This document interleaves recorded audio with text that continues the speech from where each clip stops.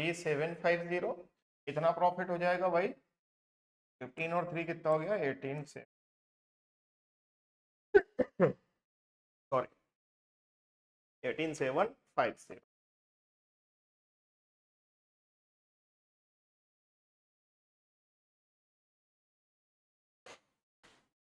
बेटा सेकेंड। अब स्मार्टफोन का इतना ही दिया बेटा, ठीक है, आगे चलते हैं। अब स्मार्टफोन के बाद किसकी बात हो रही है? स्मार्टफोन के बाद बात हो रही है लैपटॉप। लैपटॉप को उसने कितने पे खरीदा बेटा? हर एक यूनिट 30,000 रुपीज। तो लैपटॉप की जब हम बात करेंगे तो लैपटॉप कॉस्ट प्राइस कितनी है बेटा? 30,000 रुपीज। अब मैं पैरेलली क्यों लिखते जा रहा हूँ बेटा? क्योंकि पूरा पैसे याद रखोगे नहीं, रख नहीं सकते आप। और हमें ये तो समझ में आ ही गया था कि कहीं ना कहीं कॉस्ट प्राइस, प्रॉफिट परसेंट, ये सब चीजें चल रही हैं। तो क्यों ना हम थोड़ा सा डेटा लिखते जाए ताकि बाद में एनालिसिस करना और सॉल्व करना हमारे लिए क्या हो जाए? आसान हो जाए। यही सब करना चाहते थे हम। नेक्स्ट है, हाँ, तो एज टू इनकर 10% लॉस। अब बेटा लॉस कितना बोल रहा है वो? 10%। अब 10% लॉस 30,000 का कितना हो जाएगा बेटा? 3,000। अगर ऐसा है तो सेलिंग प्राइस कितनी हो जाएगी बेटा? 27,000। ठीक, ये भी हो गया। आगे चलते। Headphones bought for ₹1,500 each। चलो भाई हेडफोन लिख लेते हैं। हेडफोन कॉस्ट प्राइस कितनी दी है बेटा? 1,500 रुपीज। ठीक है, और मार्कअप। अब वैसे मार्कअप का इंट्रोडक्शन बेटा तब होता है जब डिस्काउंट लगाओ, पर अगर यहाँ पे मार्कअप लेके ही छोड़ दिया है तो डेफिनेटली कॉस्ट प्राइस से इसके ऊपर कितना लगा दिया उसने? 25%। तो ऊपर लगाना यानी अभी अपन प्रॉफिट परसेंट भी इसको काउंट कर दे सकते हैं अगर उसने इस मार्कअप पर ही बेच दिया। अगर इसी मार्कअप पे बेच दिया और डिस्काउंट नहीं दिया, डिस्काउंट नहीं दिया, तो यही सेलिंग प्राइस हो जाएगी बेटा। तो प्रॉफिट परसेंट कितना हो गया? एक तरीके से मार्कअप ही हो गया 25%। ठीक है, अब हमने अभी 10,000 के लिए 25, 15,000 तो 375 आ जाएगा। कितना हो जाएगा? 375। तो सेलिंग प्राइस कितनी हो जाएगी? 1875। अब यहां तक हो गया हमारी कहानी। अब ये कब की बात हो रही थी बेटा? ये देखो, फिस्कल ईयर 2023। ये कब की बात हो रही है बेटा? 2023 की, 2023, है ना? The whole values were given for the 2023, the whole data. Now moving forward, additionally as the market condition shifted in 2024। अब बेटा यहाँ पे थोड़ा सा हमको एडिशनली सोचना पड़ेगा। 2024 में कुछ एडिशनल चीजें हो रही हैं। क्या? The cost price of smartphones increased by 10%।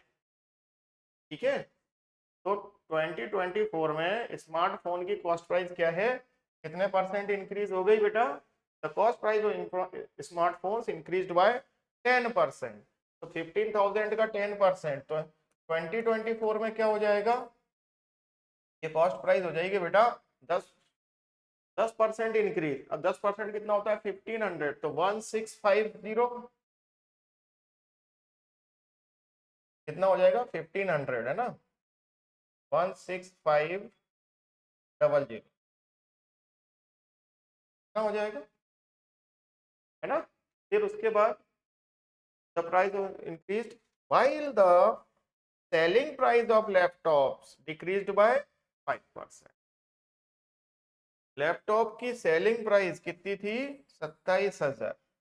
तो ये बेटा ड्रॉप हो गई कितने से? 5%। अब 2,700 का 5% कितना होगा भाई? तो 5 7 35 और 5 2 10 और 3 13, 135। अब 5% है बेटा, तो 1350। अब 27,000 में से 1350 जाएगा, कितना बचेगा बेटा? 05 6, ठीक है, और कितना बचा 5 2 2565। ये बेटा सेलिंग प्राइस आ जाएगी 2024 में किसकी, सॉरी किसकी, लैपटॉप की। ओके, अब ये लैपटॉप की कहानी हो रही है। इसके बाद सेलिंग प्राइस हो गई 5%। Headphone cost decreased bye 15%। अब हेडफोन की कॉस्ट कितनी है बेटा 1500। 1500 का 15% कितना हो जाएगा 225। अब ये डिक्रीज हो गया, 1500 में से 225 गया तो देख लो आप 225, ठीक है ना, तो 75 और 1275, तो कॉस्ट प्राइस कितनी हो गई 1275। Got it. अब आगे चलते हैं क्वेश्चन में।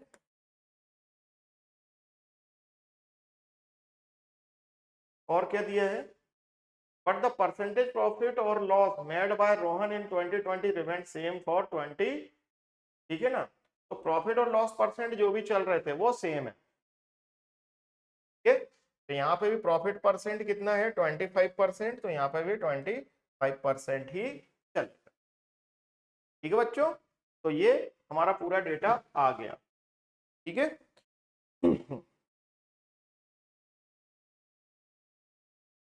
तो अब सॉल्यूशन देख लेते भाई, है ना। पहला क्वेश्चन क्या है, given Rohan's all margins for 3 products, calculate sum of the selling price of 1 unit of all 3 products। बेटा तीनों प्रोडक्ट की सेलिंग प्राइस का सम करना है पहले क्वेश्चन। बेटा ये है 18750, ये 27000 और ये 187, तो 18750 plus 27000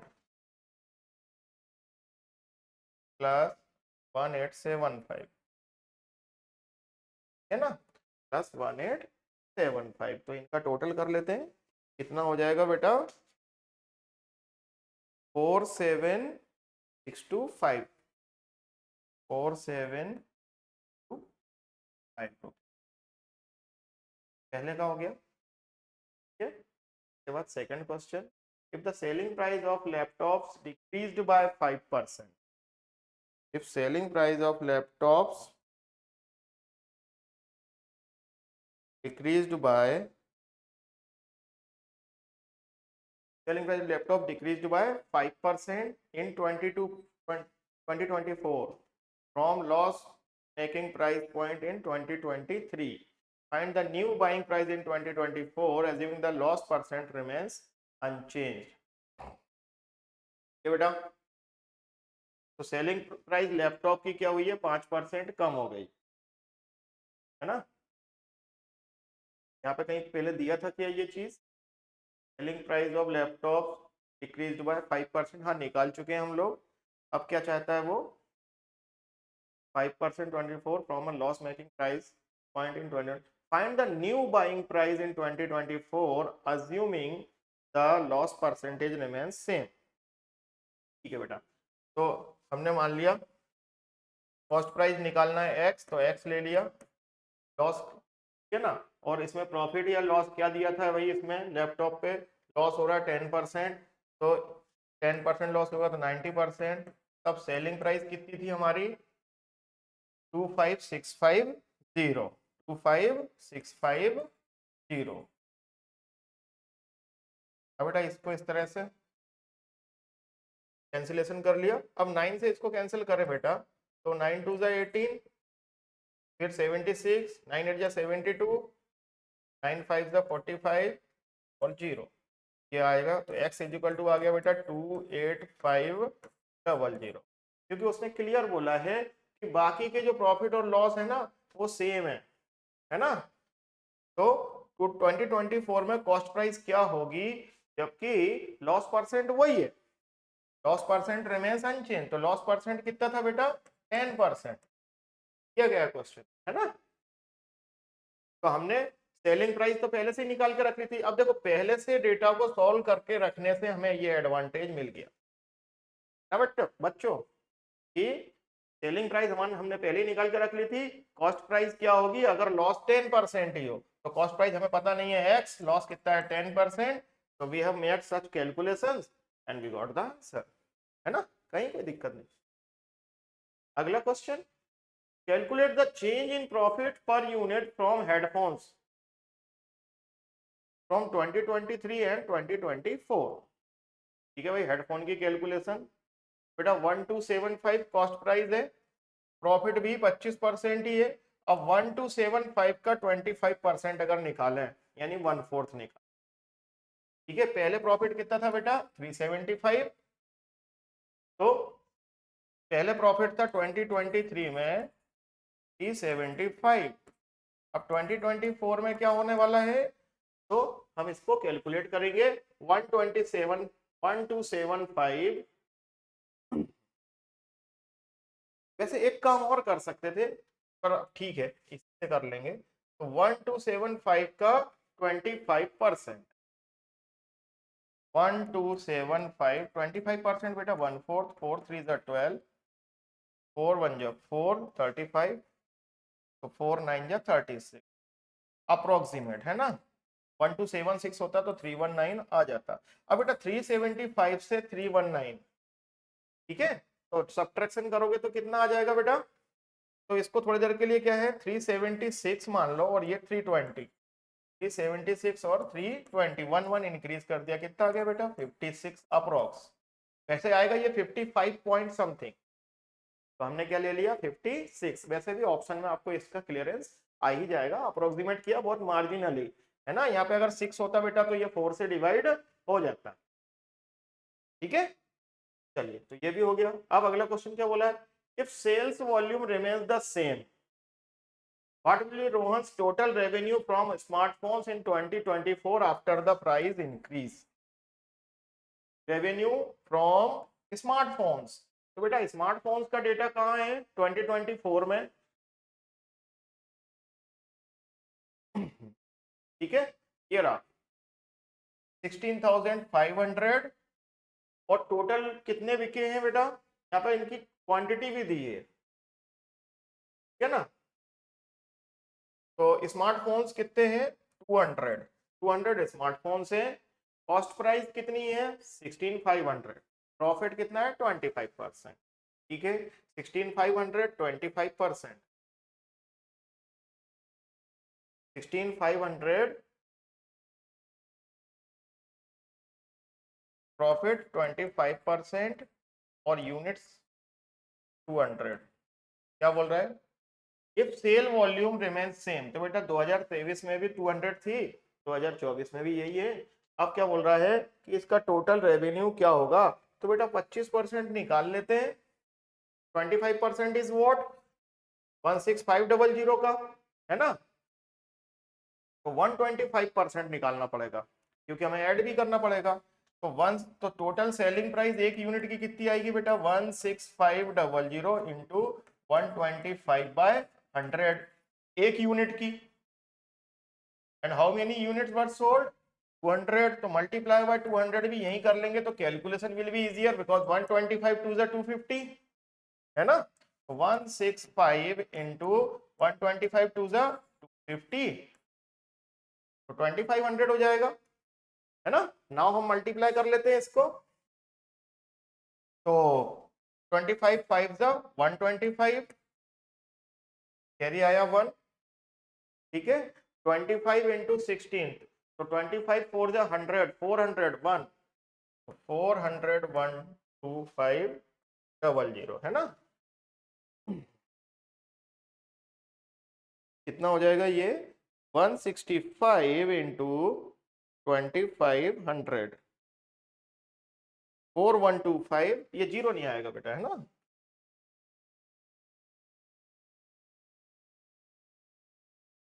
four one two five double zero, है ना। चलिए तो ये हो गया अपना इस तरह से। अब क्या बोल रहा है लास्ट क्वेश्चन, लास्ट क्वेश्चन क्या बोल रहा है, if the headphone selling price in 2025 is 2430, लिख लेते हैं इसको 2430, then selling price in 2025. Okay. If the headphone selling price, then selling price is going to how much more or less than cost price of headphone in 2025? 4. बेटा 24230 ये तो selling price है 2430 और selling price. अब आगे क्या बोला कि ये कितनी ज्यादा कॉस्ट प्राइस हेडफोन की, कॉस्ट प्राइस हेडफोन की 2024 में कितनी थी बेटा 1275। तो बेटा 1275 से लगभग ये क्या है डबल 1275 2430। अगर ऐसी सिचुएशन रहती है ना बेटा तो हम सबसे पहले 5 से कैंसिल करेंगे इसको। तो 5 2 ज़ा 10, 5 5 ज़ा 25, 5 5 ज़ा 25, 5 4 ज़ा 20, 5 8 ज़ा 40, 5 6 ज़ा 30। ठीक है ना। तो डबल से थोड़ा सा कम है, देख रहे हैं आप 255 का अगर हम डबल करते तो क्या होता है 500 समथिंग। तो 500 से थोड़ा सा ही कम है, तो इसका आंसर 100% बेटा 90.6 समथिंग आएगा, है ना। फिर भी हम चेक कर लेते हैं। चलिए 6 में से 5 गया बेटा 1, 8 में से 5 गया 3, 4 में से 2 गया 2, 231 अपॉन में 255 इंटू 100%। ठीक है बेटा। अब 231 अपॉन 255 करेंगे तो 5 से 5 2 ज़ा 10। ठीक है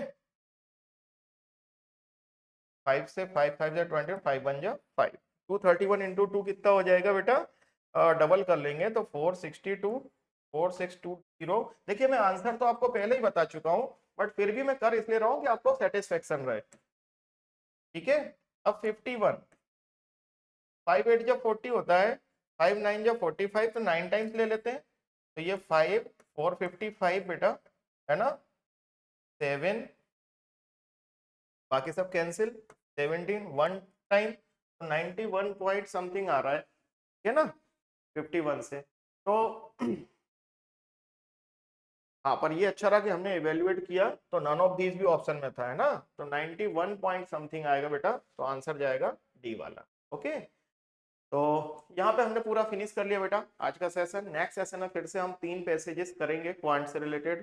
तो आज के लिए बस इतना ही। Thank you so much, stay healthy and happy, see you in the next class. Thank you so much, have a nice day.